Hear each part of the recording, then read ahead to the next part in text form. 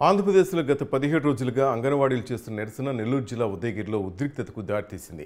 తమ డిమాండ్లు నెరవేర్చాలని శాంతియుతంగా ఎంఆర్ఓ ఆఫీస్ ముందు నిరసన తెలిపిన అంగన్వాడీలను ఉదయగిరి పోలీసులు అడ్డుకున్నారు. దీంతో అక్కడ ఉద్రిక్త వాతావరణం నెలకొంది. నిరసన తెలుపుతున్న అంగన్వాడీలను అడ్డుకోవడంతో అంగన్వాడీలకు పోలీసులకు మధ్య వాగ్వాదం నెలకొంది. అంగన్వాడీలకు మద్దతుగా నిరసనలో సిఐటి నాయకులు కాకు వెంకటయ్య పాల్గొన్నారు. సందర్భంగా ఆయన మాట్లాడుతూ అంగన్వాడీలను విస్మరిస్తే తెలంగాణలో బీఆర్ఎస్కు పట్టిన గతే ఆంధ్రప్రదేశ్లో వైసీపీకి పడుతుందని జోస్యం చెప్పారు.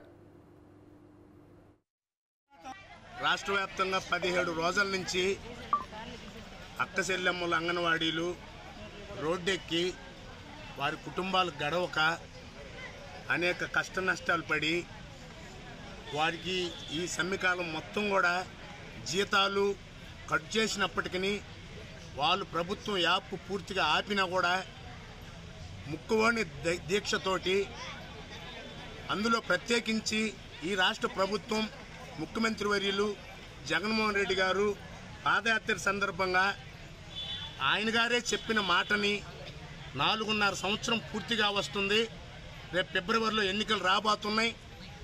అందుకని చెప్పి అక్కచెల్లెమ్మలు మొత్తం లక్షలాది మంది రోడ్ల మీదకి వచ్చి అయా మహాప్రభు మీరు చెప్పినటువంటి 6 డిమాండ్లలో కొన్నింటినన్నా పరిష్కారం చేయయ్యా, నీకు దండం పెడతాం మహాప్రభు అని చెప్పి శాంతియుతంగా సమ్మె చేస్తూ ఉంటే ఒకవైపున సమ్మె కోసం అంగన్వాడీలు ఐవారమ్మలు రోడ్ల మీదకి వస్తే ఆ పాఠశాలలను పగలగొట్టే పద్ధతి ఒక పక్కన మొదలుపెట్టారు.